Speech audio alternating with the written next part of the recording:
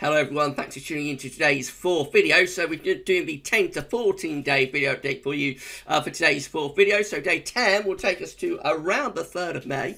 We'll be able to extend out beyond that. We extended GFS and ECM ensembles, which run for around a couple of weeks. Going to have a look at CFS V2 for May at the end of the video. All the thoughts today are about May, really, with the videos, and it is proving to be quite an enigma.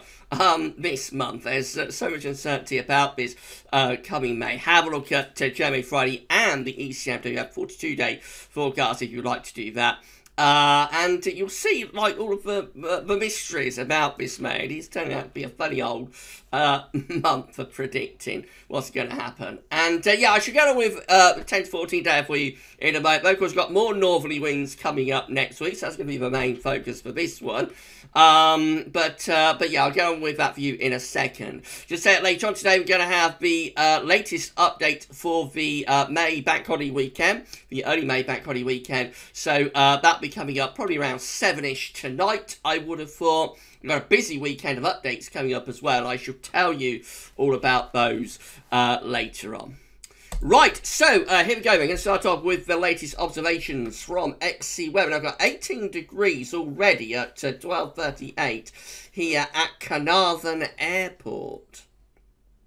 So, otherwise, temperatures are kind of into the low to mid-teens. So, we've got 12 degrees at Western Airfield, 13 at Church Lawther, got 14 at Lakenheath, going down to Southern England, Farnborough at 14 degrees. We've got High Wycombe at 13 degrees. We've got London Heathrow at 15 down to the southwest. We've got Northwick at 11. Into South Wales, we've got Mumbles at 13. We've got Topcliffe at 15 to Northern England. Newcastle is at 17 degrees. Estomere at 14. Into Scotland, Strathallan is at 16 degrees. Oban Airport at 13 degrees. Norfolk's got a little bit more cloud there. Kinloss is at 11. Wick is at 9 and Aberdeen's at 11. And into Northern Ireland, got 13 Belfast. Now, we're already up to 14 degrees. We've got another 2 or 3 hours worth of warming still to go. So I reckon somewhere around North Wales, North West England or South West Scotland could get to 20 degrees this afternoon. That's 68 Fahrenheit. That'll be the first time this month, this April, but we've reached 20 degrees, interestingly. And if it doesn't happen today, but it probably won't happen throughout the rest of the month, because the weekend we'll see a gradual sort of slip down in the temperatures, and then next week it's going to get quite a lot colder as winds go back into the north again. So if we're going to get 20 degrees this April, it's going to have to happen today, I think. Otherwise it'll be an April without 20 degrees, which is pretty unusual, actually. So all eyes on the UK Met Office Twitter feed, I think, later on this afternoon to see if we do indeed achieve 20 degrees today. These are GFS upper air temperature and precipitation ensembles for the next couple of weeks. The red line is the 30-year upper air temperature average for Coventry. So we're starting off a little bit above average with the upper air temperatures at the moment. It's the reason, but it's relatively warm by day, but still chilly at night. Over the weekend, we're going to see those upper air temperatures slipping backwards slightly towards the 30-year temperature average. And then into next week, there's the drop in the temperature. We've been talking about it a lot in the videos over the past few days. We aimed at April on a cold note. The upper air temperature sliding away and colder than average, maybe cold enough for something a little bit wintry over high ground across Scotland, and staying pretty cool then through the bank holiday weekend. That's the period just there. Later on through the first week of May, or at the end of the first week of May towards the second week of May, it's extended range. We do have a little bit of a warming trend beginning to appear, particularly this gold run just here that's going off the scale with its upper air temperature. Obviously that is a hot outlier, but there might be a little bit of a warming trend appearing here for the second week of May, although having said that, it is a very, very long way out. Precipitation wise, there's going to be loads of dry weather now through to the beginning of next week, through next week, and then on into the early part of May, gradually turns more unsettled, and there will be more in the way of showery weather. Temperature anomalies from the 23rd of April to the 1st of May can be colder than average for the UK and most of Europe as well. We remain, as we have been all month, very much on the cool side. Precipitation anomalies from the 23rd of April to the 1st of May are going to be drier than average, especially for more southern and western areas. Latest wind flow map from urbanoilschool.net shows that high pressure continues to be dominating the weather. So what wind there is round the periphery of the high, like in the far south and southwest, where there is a bit more of an easterly wind blowing. But most areas have actually got light winds today over the centre of that high pressure. We keep high pressure dominating the weather into Monday, gradually moving further northwards and westwards though, up towards Greenland and Iceland, threatening to start pulling down some cooler air from the north. And indeed by Tuesday we bring this cold front southwards, which probably brings showery rain and then turns the wind into the north and to the northeast. And so the middle of next week looks a lot cooler to colder, with winds back in from the north, and there could be showery weather involved with that, and probably the air will be cold enough for the showers to fall as sleet and snow over high ground in the north. So the GFS 6Z is looking, so again, taking that high pressure away to the north and west, another area of northern blocking setting up through the early part of next week, sending the trough southwards, which will bring showery rain with it, and will turn the wind back into the north and to the northeast again. So we're going to end this chilly April on a cold note with winds in from the north, and there could be showery weather involved with that. Expect a return of overnight frosts again, I would have thought, overnight next week. You know, rinse repeat from what we've had throughout most of the month. Into the first weekend of May, so Saturday the 1st, Sunday, same with, of course, the bank holiday weekend, we start to send this ridge down from the north. So it probably turns dry over the weekend, but will still be chilly, I would have thought, with winds continuing to be in from a northerly direction. And then by day 10, which is Monday the 3rd of May, we may actually be starting to renew the northerly again, actually, then. So pretty chilly into the first week of May, definitely. However, right at the very end of the GFS 6Z, look at this, all change. High pressure then builds over into the east of the country. We start to draw up the air from the south. GFS 6Z really does go to town on that area of high pressure, bringing in much warmer air from off the continent. So we spoke about this in yesterday's 10 to 14 dayer. The GFS still has these sort of ideas within its very extended range that as we get towards the second week of May, we could start to pull up some genuine warmth from off the continent with southerly southeast winds. The hints are still there in the GFS operational, but of course we're talking about days sort of 10 to 15, so very, very, very long way out. GM looks like that. So again, the high pressure going towards Greenland and Iceland through the early part of next week. Down come those cold, or very cool anyway, north to northeasterly winds. They're bringing showery weather with them, and there could be some sleet and snow involved over high ground in the north again. Keep that normally going all the way up to day 10, so no real change up to Bank Holiday Monday, which is 3rd of May. The wind continues again to be coming in from a north to northeasterly direction, so very chilly from the end of April and into the start of May with the GM. And then the ECM is going to round it all off, again taking the high pressure up towards Greenland and Iceland through about next week. In come those east to northeasterly winds once again through the middle of next week, looking much cooler.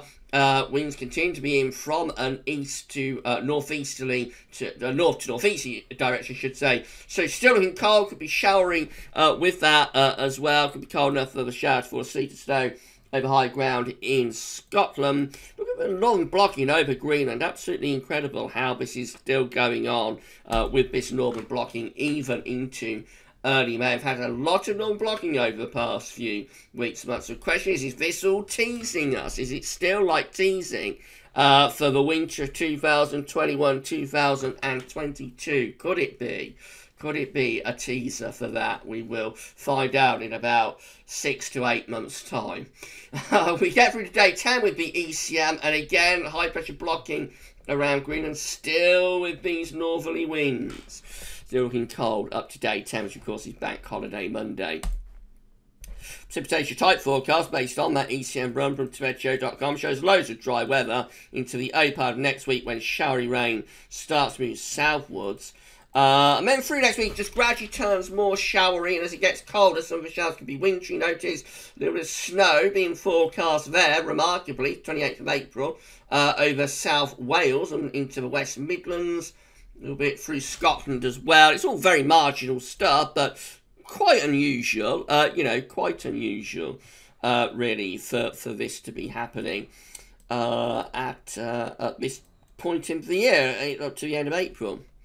Right, so what have I done here? Let's see if we can try and work this out. So, I don't know, it doesn't seem to be loading now. Here we go, Tomato Show. Right, so we go through, try and get back to where we was. There we go. There's those wintry showers for the north and the west. And then we carry on through next week. So not a deluge, but there will be showers around through the second half of next week.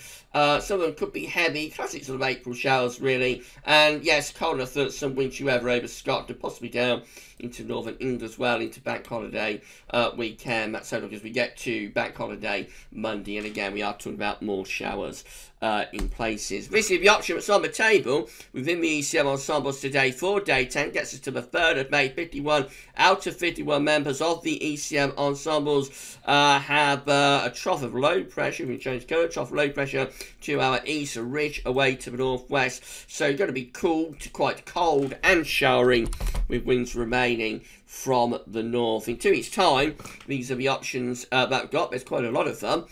Gets us to the 8th of May. We have 12 members of the ECM ensembles that look unsettled with low pressure in the North Atlantic and across Northern Europe as well. 10 again with low pressure over the country, that's going to be unsettled. Another 10 just here with higher pressure towards the north of Scotland, so that will be trying to turn things a bit drier, get wind into the east. 7 with high pressure ridging from France to Iceland through the UK, that's going to be turning things dry but could be quite chilly.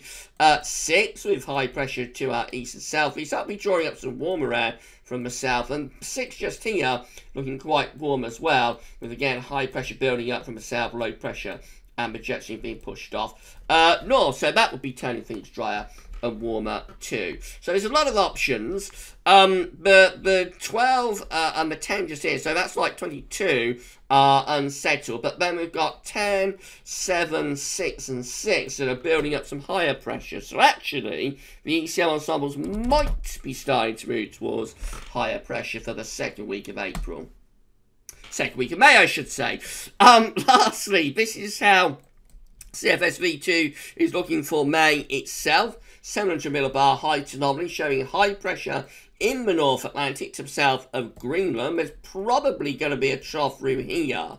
So, could be, I mean, it's still ongoing seems a non-blocking, really, south of Greenland. And could be rather unsettled. This is quite a big change in what the CFS has been indicating, I think, over the past few weeks for May. So now May, instead of looking warmer than average, is actually looking near normal. Northern Europe is beginning to look a little bit colder than average again.